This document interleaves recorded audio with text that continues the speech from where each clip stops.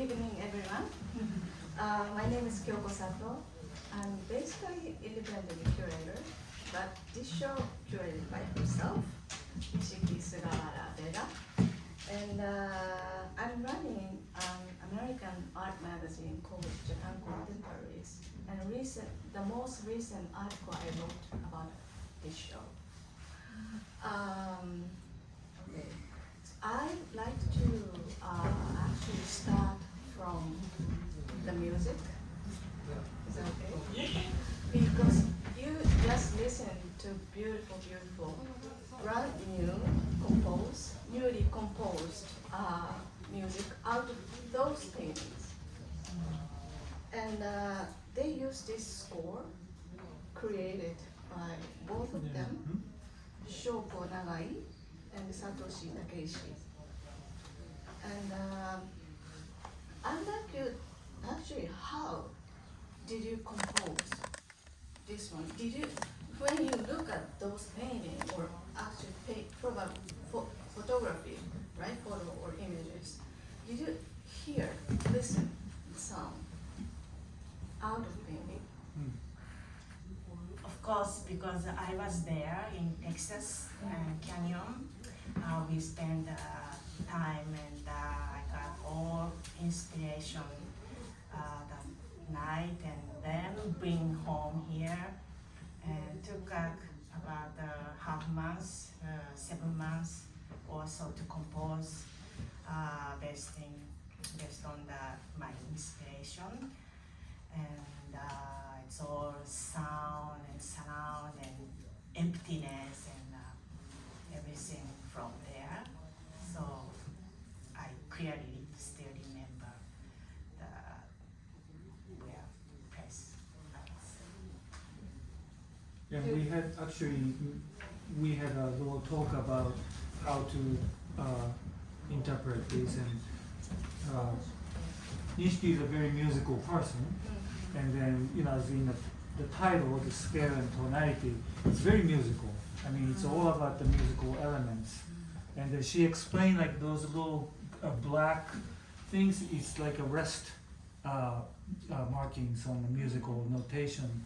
And so, like in contemporary classical music, there is a style called graphic notation. And there are a lot of great composers who actually use unconventional notation method to compose their pieces. So the players has to interpret the graphical elements, it's more like a visual elements. And then each composer has entitled to decide this shape is this color is this, whatever their ideas. So I said to Nishiki-chan, why don't we interpret her painting just like a graphic score, as if this is a composer who gave it to us, and then we have to interpret what's on the paper. So we started kind of, okay, let's figure out how many sections, and I mean, very short time. So it's very much improvised decisions we made. Of course, we first play to the paintings and then listen to the recording, and then decide, okay, this works and this works with this section, and then just kind of reducing it to the form that we can repeat. Thank you. But originally, this painting was created out of Shogun's music. So tonight, they compose, they played music newly, created by this painting. But originally, Nishiki created those out of their music. Yeah. It's like conversation pieces. Totally. So I heard, actually, Shoko found Nishiki-san first. Yes. And what did you see then? When I was in trip, I accidentally I saw her work, and then usually I go to gallery and okay, like this art, nice. But for her work, really like hunted me and kept the, you know, even like a different place and coming back home and still like, you know, handling my mind, and of course I contact her. And So Shoko reached Nishiki first in Dallas. In Dallas. So Nishiki is based in Dallas, and Shoko visited there, you know, by chance. You know, Shoko found Nishiki, and she responded, right? And you had already a project of the visiting the Paraduro Canyon at the beginning, Right. without them Right. alone, because Paraduro Canyon has a story or history. The artists were inspired by the canyon, and Georgia O'Keeffe painted a lot of drawing out of red sand, and that history still continues, and she received that chance, and I want you to explain more about Okay. So the Paladuro Canyon is really the second largest canyon in the United States, and it's massive. So but you know, as she was saying that the place itself has a human history. It's a little bit sort of haunting human history, and I didn't know why I can just respond to, but the director sort of like, you know, gave me the permission. It's okay, just be open-minded, just come. So I went there, and I was just going through, and there's just so many, like I can't talk about this like for hours and hours, so I won't go there. But when I went to the information center, it was like a little chart. The very top was the human, like 2 million years ago, that layer of the earth. But the bottom of the canyon is 250 million years ago. And it's just when you think about it, million years ago and 250, and we are just like this. So when you think about the history of geology, we are just a speck. And that gave me, instead of like haunting feeling, it actually gave like a liberated me. So I don't have to respond to the human history. I thought I could just respond to the deep earth. So that's how and then the Shoko, so many informations. You can imagine, like the massive place, the tiny little creature here, little sand here, and the sound of trees, and the sound of trees miles away. There's just so many informations that I have to digest, and I needed an interpreter, and I thought it was the music was the it, and then Shoko's music really resonated with me in terms of spacing, textures, and so I asked her to come with me, and that was the beginning of the history. It really worked out. Yeah. So, Nishiki visited the canyon before they went there. So, and then, you know, what she was saying that Nishiki needs something else, not for herself alone. You know, she needs music, and I invited Shoko to go together, spend one day together. It was December 15th to 16th to 2024. And could you explain what did you do there? speechless. And well, on top of that, Yeah, it was even like at the night before was a full moon, so you know, or two of humans staying and nothing around, and then like all full moon is looking at us. Right. It's like really something else. yeah, and she was like, I asked her to maybe give me a tune, like a hum, and she just a little hum. I was like, okay, that's great, and I'm just jotting things down. in addition to the actual views, and like it just sort of my sketch became abstract but also observational as well. And what I recorded there, Nishiki was how do you say? Grinding sound. Also, I was really offered to universe chant that moment, or any like happens the sound I recorded. So I composed in the put in my composition too. So it's very personal experience. And you saw the sunlights together too. Oh yes, next day.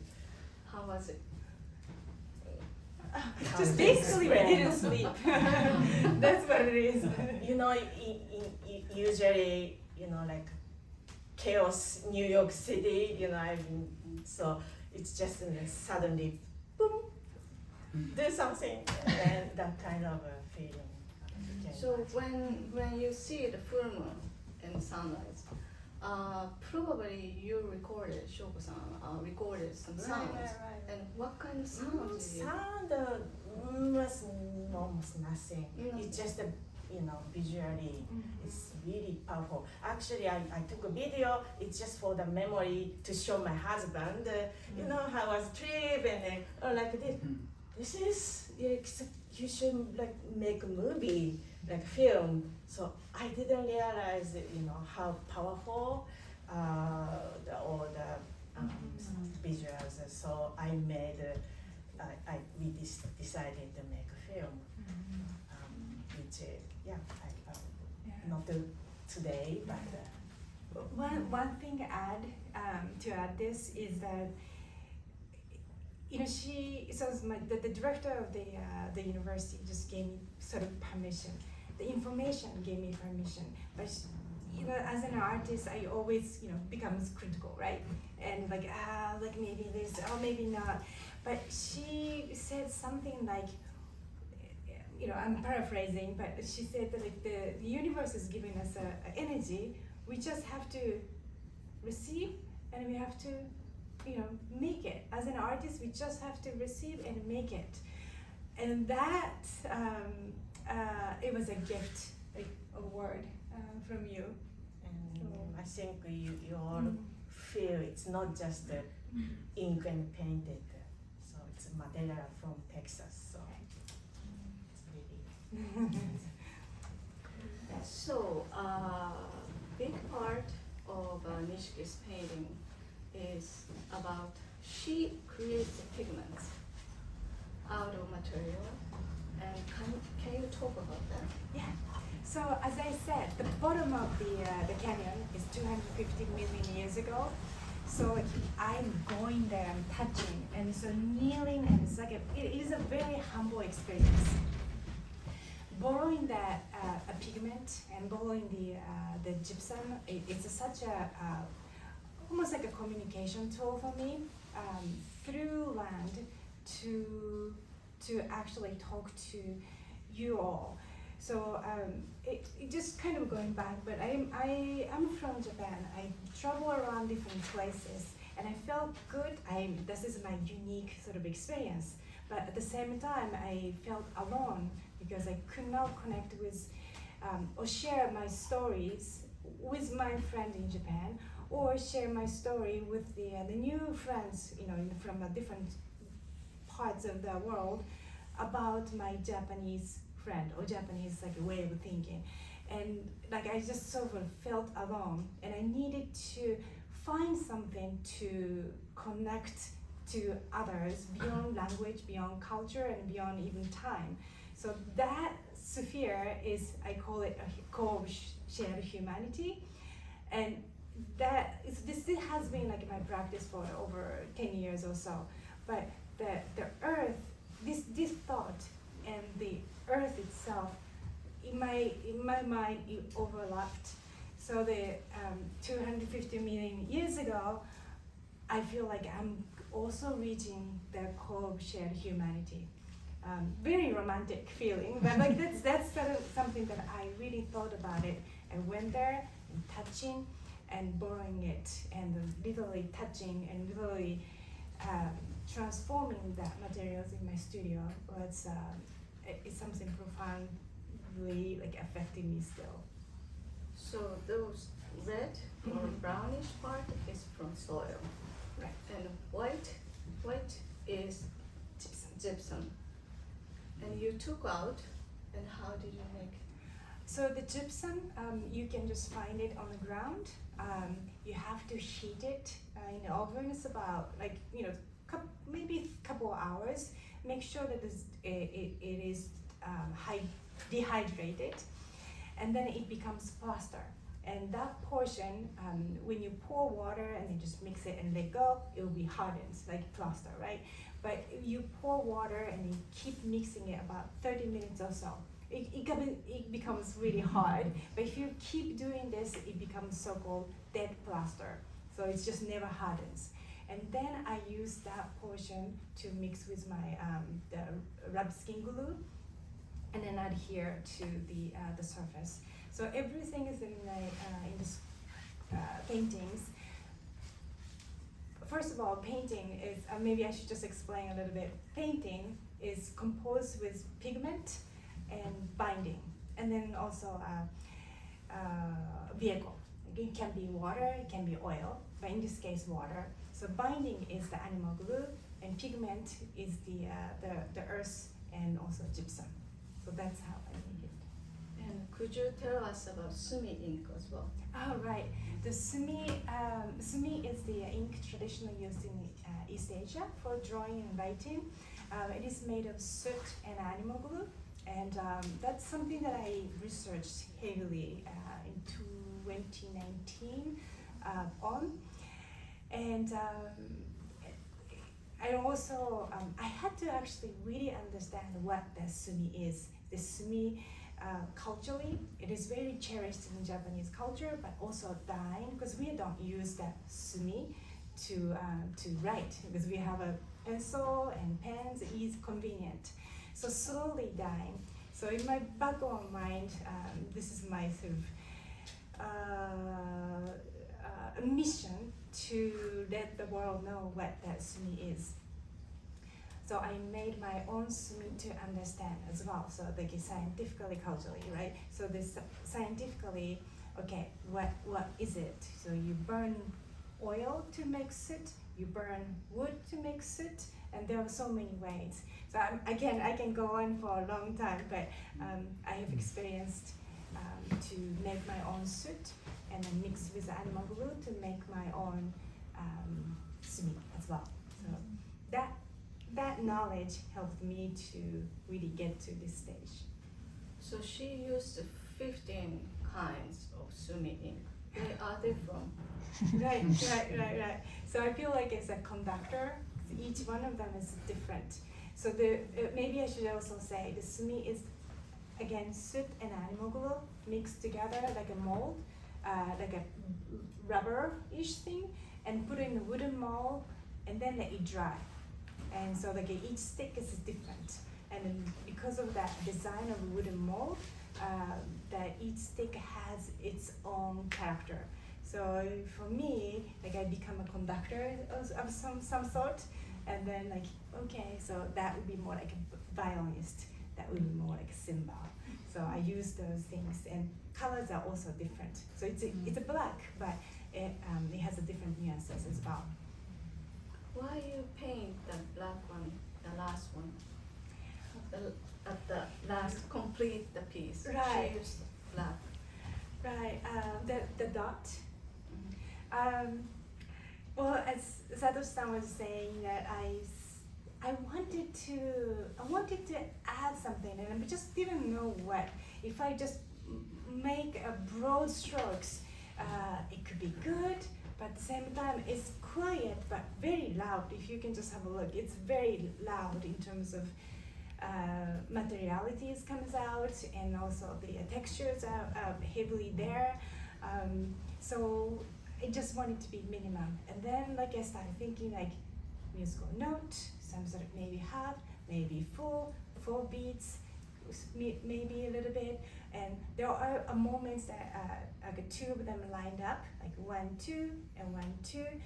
part of her music has the place where it goes da da like at the beginning, and I was just imagining like that sound and then echoing it visually. So there was a little moment here and there that I pick up actual notes. Yeah. And could you explain us about the stripe you The- chose? Okay. Yeah. If you can imagine the voice recorder, like you say something and then that there's a sound. I don't know what's the name of it again. Waveform. Wavelength. Yeah, waveform. Waveform. Yeah. That was already there in my head, but also vertical. Japanese writing is vertical from right to left, but we read left to right as well. So like in my opinion, like right coming from right, coming from left. So like it contains in the middle. So for me, that's how I just come up with the vertical lines. Okay. So artworks are basically a communication between the producer to the viewer. And how would you like them to experience your art? That's a great question. I think it's just the interpretation is really up to you all.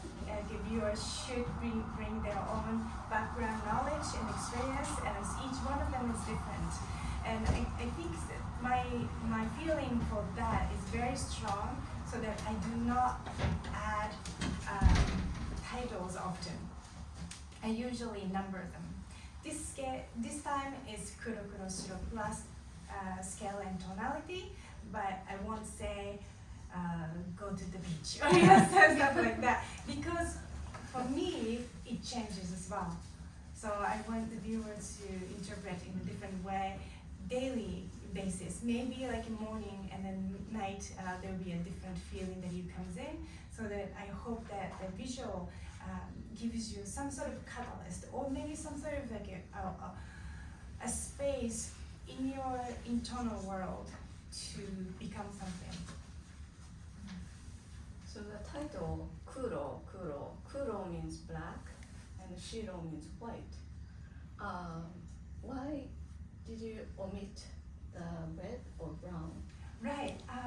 So the work has been Kuro Kuro Shiro for a long time, but this one is actually called Kuro Kuro Shiro Plus. So in 2016, I reduced the color palette so that it becomes very limited palette, and slowly growing, and then down, like reducing, and then from 2019 I was only using Sumi, and then this time I was able to sort of welcome one color, which is coming from the West Texas. So that's the plus part, and the plus can be. I'm hoping that it can go in different places. So the Kuro Kuro Shiro is the base because where I'm coming from, and the plus can be the anything that's coming from it. And so the material, pigments comes from the U.S. Two pigments come from the U.S.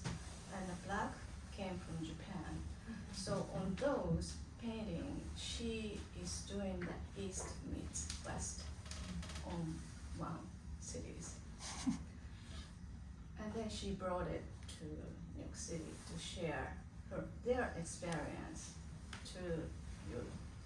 And I'm wondering, are you planning to make a series of, how can I say it? To me it's like a synesthesia.